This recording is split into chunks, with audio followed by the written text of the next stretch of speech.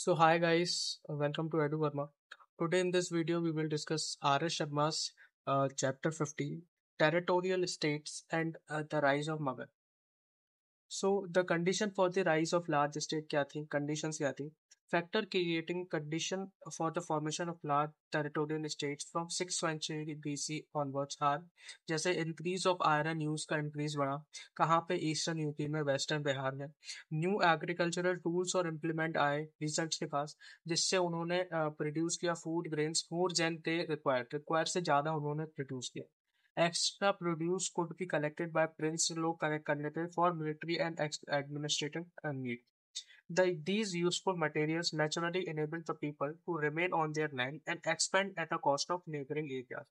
People showed strong loyalty to जनपद जिससे वो belong करते थे या territory जिससे वो belong करते थे rather than जन और रैप खुद के डेवलपमेंट से जाना उन्होंने लॉयल्टी करी तो फिर क्या हुआ 420 के अराउंड महाजनपद बहुत से ऐसे ओरिजिनेट हुए टोटल ऐसे 40 जनपद से कवरिंग जो Afghanistan region south eastern central Asia जो कि मेंशन है पनीने के अष्टाध्यायी में एक बुक है उसमें टोटल 22 महाजनपद के बारे में लिखा गया है इन दी स्टेट 16 महाजनपद आर मेंशन 16 नहीं 22 महाजनपद मेंशन किए थे पनीने ने 22 में से 9 थे ऐसे जिनको पनीनी ने अपने स्टडाई में लिखा था एज अ जनपद महाजनपद ने तो टोटल जो है 22 महाजनपद उन्होंने बताया और एक बुद्धिज्म लिटरेचर थी बुद्धिज्म लिटरेचर है अंगुतारा निकाया उसमें भी 16 महाजनपद लिखे हैं और एक जैन लिटरेचर भी थी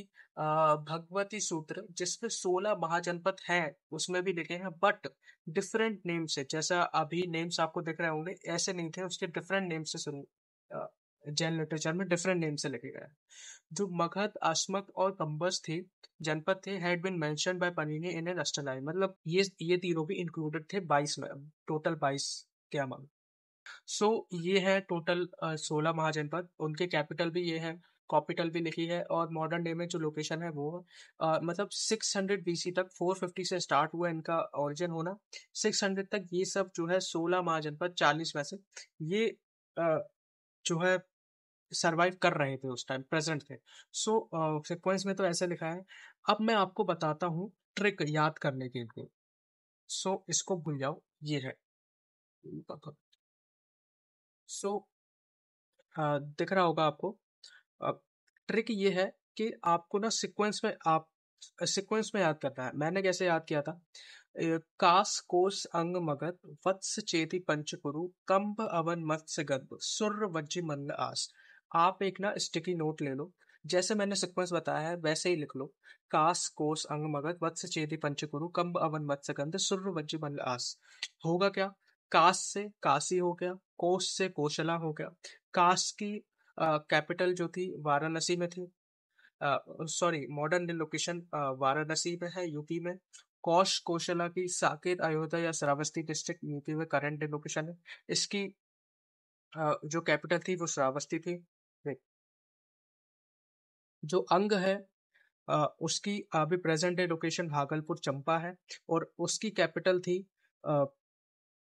अंग की चंपा और मगध जो गिरिराज राजगीर पाटलिपुत्र प्रेजेंट डे बिहार में है इसकी कैपिटल थी पहले राजगीर और फिर थी पाटलिपुत्र वत्स कौसंबी है अभी मॉडर्न डे के हिसाब से और वत्स की कैपिटल थी कौसंबी में और चेदी सुक्तिमाती और सोथीवाती बुंदेलखंड यूपी में प्रेजेंट डे लोकेशन है इसकी इसकी कैपिटल थी सोथीवाती पंचाल के दो कैपिटल थे नॉर्थ कैपिटल और साउथ कैपिटल नॉर्थ कैपिटल था अहिच्छत्र जो कि बरेली यूपी में है और साउथ कैपिटल था कंपीलिया फारुखाबाद यूपी तो इसकी जो कैपिटल थी वो कंपीलिया थी साउथ की और नॉर्थ कैपिटल अहिच्छत्र और कुरु की इंद्रप्रस्था दिल्ली प्लस मेरठ यूपी और कंबोज की प्रेजेंट लोकेशन है राजपुर हतक पाकिस्तान अवंती में भी दो कैपिटल थी north capital south capital north capital थी उज्जैनी जो कि उज्जैन मध्य प्रदेश में और साउथ कैपिटल थी महेशमती खरगोन डिस्ट्रिक्ट मध्य प्रदेश मत्स्य की प्रेजेंट डे लोकेशन विराटनगर है राजस्थान में, और विराटनगर ही उसका कैपिटल था। गंधा, तक्षशिला पंजाब प्रोविंस पाकिस्तान, तक्षशिला उसकी कैपिटल थी। सुरसेन मथुरा यूपी, सुरसेन की जो कैपिटल थी वो मथुरा ही थी। वज्जी वैशाली बिहार, वैशाली उसकी कैपिटल थी। और जो मल्ला थी कुशीनगर यूपी, पावा महोबा यूपी। सो मल्ला की कैपिटल जो थी कुशीनगर थी। अशमाक पोतन पोतली गुजरात, जो कि सिटोटा का गोदावरी रिवर के बैंक पे। तो अशमाक की जो कैपिटल थी वो पैथन थी। पैथन ही बोलते हैं, पोतन पोतली गुजरात, गुजरात में bank of Godavari. So guys, ये था। ऐसे आप याद करते हैं: कास कोस अंग मगध वत्स चेदी पंचगुरु कंब अवन मत्स्यगंध सूर्य वज्जी मन्न आ। अब क्या हुआ? अमंग 16 महाजनपद, जो 5 थे मोस्ट पावरफुल थे, जैसे मगध, अवंती, कास, कोस और वज्जी, ये 5 थे सबसे मोस्ट पावरफुल 16 में से। अब क्या हुआ? 450 से तो वो इवॉल्व होना स्टार्ट हुए थे। मिड 600 BC तक सिर्फ 4 जो है सर्वाइव कर पाए। कौन कौन थे? कौशल, अवंती, मगध और वत्स। वज्जी नहीं कर पाए। सब में पॉलिटिकल लड़ाइयाँ होती थी, चलती नहीं, मतलब 100 साल तक। और फिर अल्टीमेटली क्या हुआ? मगध जीत गया सब में और बिकम हो गया centre political activity of north India. अब क्या हुआ? मगध की सबसे पहली डायनेस्टी बनी बृहद्रथ डायनेस्टी, जो कि फाउंडर थे मगध डायनेस्टी की, बृहद डायनेस्टी की बृहद्रथ। बृहद्रथ थे फाउंडर ऑफ मगध। बृहद्रथ के बाद प्रद्योता डायनेस्टी आई, उसके बाद हरियांका डायनेस्टी आई। हरियांका डायनेस्टी मोस्ट इंपॉर्टेंट डायनेस्टी है मगध एम्पायर की, क्योंकि इसी डायनेस्टी के थ्रू स्टार्ट हुआ राइज होना मगध एम्पायर का। फिर हरियांका के बाद शिशुनाग डायनेस्टी आई, फिर नंद डायनेस्टी आई। फिर नंद डायनेस्टी को के धनानाथ को मार के चंद्रगुप्त मौर्य की मौर्य डायनेस्टी आई। ठीक है, अब राइस कैसे हुआ? हाँ, rise and growth of Magadh empire. Magadh came into prominence fame under the leadership of Bimbisara, जो कि कंटेम्पररी थे बुद्धा के, ऑफ हरियांका डायनेस्टी। जैसा कि मैंने आपको बताया, हरियांका डायनेस्टी से स्टार्ट हुआ राइज होना मगध एम्पायर का। उसने पेगन की पॉलिसी, कॉन्क्वेस्ट की और एग्रेशन की, which ended with Kalinga war of Ashoka. Bimbisara ने कॉन्क्वर करनी थी अंग जो महाजनपद थी, and give it to a son Ajatashatru at Anga capital Champa. अब जो बिम्बिसार थे उसकी 3 वाइफ थी, पत्नियां थी। एक थी daughter of king of Kaushala, Kaushala जो महाजनपद थी उसकी किंग की डॉटर थी, लड़की थी। और सिस्टर थी प्रसन्नजीत, जो कि कौशला किंग था उसकी सिस्टर थी, जिसका नाम था कौशला देवी। और second the daughter of Lichchhavi ruler Chetaka from Vaishali, जो वैशाली आ, वो था वज्जी। तो वैशाली तो उसकी वो थी कैपिटल। तो वज्जी जो महाजनपद था उसका रूलर था लिच्छवी रूलर, उसकी डॉटर थी चेलना, जिसने अजात शत्रु को बर्थ दिया था। Daughter of chief of Madra clan थी पंजाब की खेमा। ये 3 वाइफ थी उसके। अब जोग्राफिकल स्ट्रेटेजिक एडवांटेज क्या थे कि जो मगध के ग्रोथ को लेके कैसे ग्रोथ हुई, तो रीजंस क्या थे? तो Magadh had fertile land because it was located between upper and lower part of Gangetic valley, had iron oxes in hill and real near Rajgir, had copper and iron deposit here गया। और जो उसकी capital थी राजगिराह, वो भी सराउंडेड थी 5 हिल के द्वारा, हिल से, which act as a natural fort. इसीलिए जो है वो जीती अल्टीमेटली, और एक सेंटर बन गई पॉलिटिकल एक्टिविटी की। अब हरियांका डायनेस्टी को डिटेल में डिस्कस करते हैं। फाउंडर थे बिम्बिसार, जिसको सेनिया और श्रेनिया भी बोलते हैं, टाइटल है उनका, कहा जाता है उन्हें। To strong his position, Bimbisara ने यूज करे मैट्रिमोनियल अलायंसेस और मिलिट्री एक्सपेडिशन। मैट्रिमोनियल अलाउंसेस का क्या किया उन्होंने? तो ही मैरिड उन्हें कौशला देवी, जो कि प्रिंस थी कौशला महाजनपद की। एंड उनको जो है डॉरी में काशी का रीजन मिल गया, काशी जनपद मिल गया, which help to eat large revenue. और उनकी जो दूसरी वाइफ थी चेलना, जो कि वैश्य वज्जी वज्जी की अ, वज्जी के प्रिंस की डॉटर थी। तो उससे उनको वैशाली मगध के नॉर्थ एरिया में पड़ा, इसीलिए हेल्प किया एक्सपेंशन में नॉर्थ में to the border of Nepal. इससे भी उनको फायदा हुआ था। अब मिलिट्री एक्सपेडिशन क्या थे?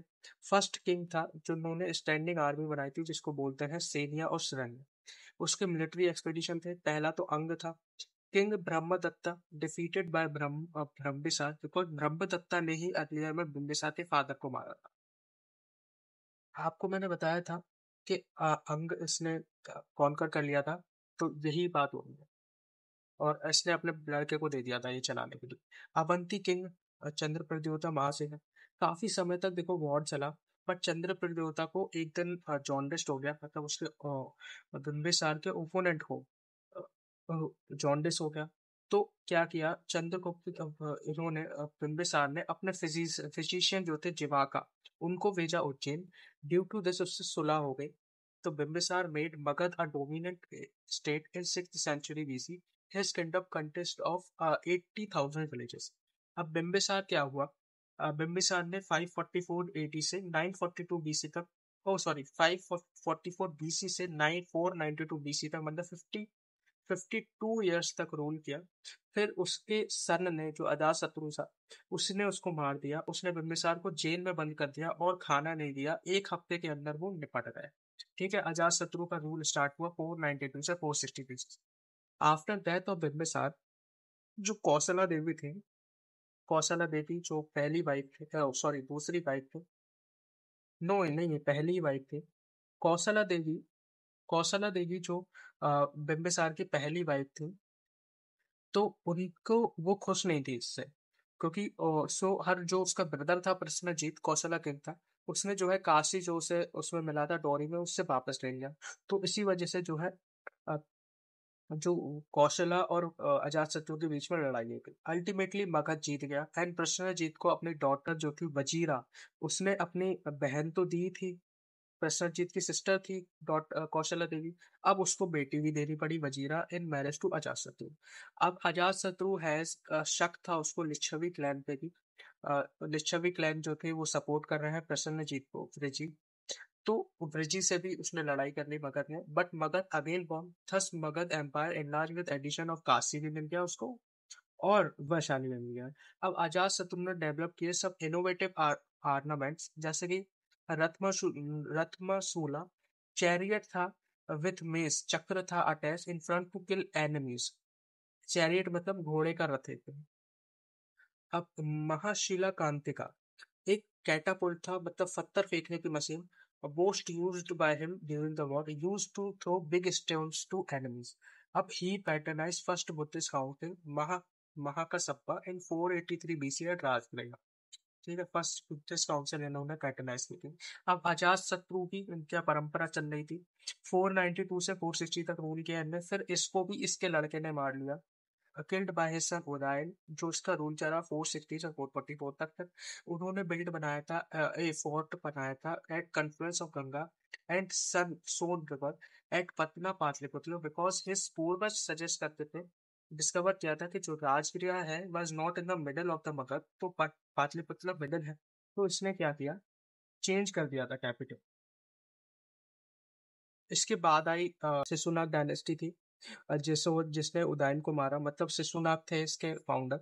ही वो उदयन का रूल जब शुरू हो गया था, तो जो शिशुनाग था वो एक अमात्य था, मतलब हाई रैंकिंग ऑफिशियल था अंडर हयांका डायनेस्टी की।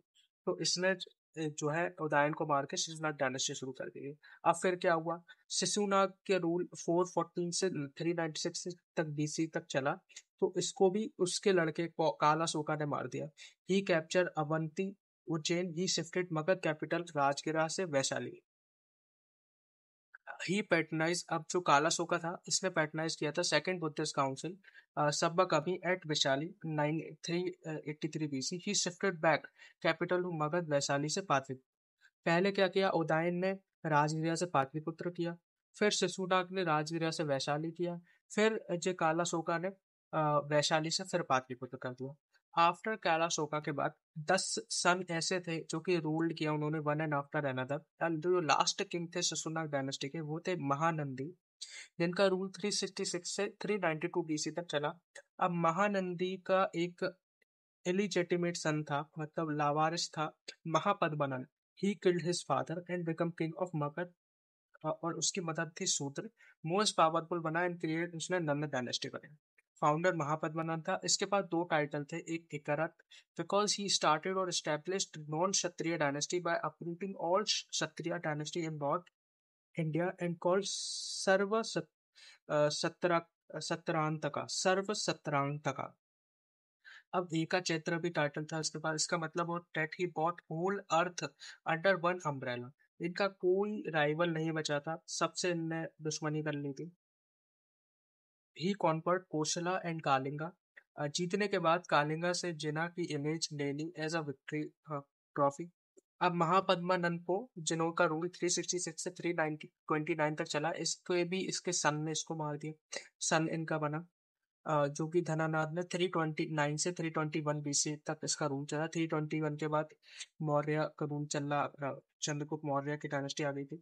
नंद डायनेस्टी बाद सो वेल्दी थी कि इस इतनी वेल्दी थी कि इनके पास कोई इन्वेजन करने के लिए, वॉर करने की, मतलब कुछ किया ही नहीं इन लोगों ने, अच्छा बताओ एंजॉय किया इन्होंने। जो he was the last ruler of Nanda, he was the last Nanda ruler जो धनानाथ थे।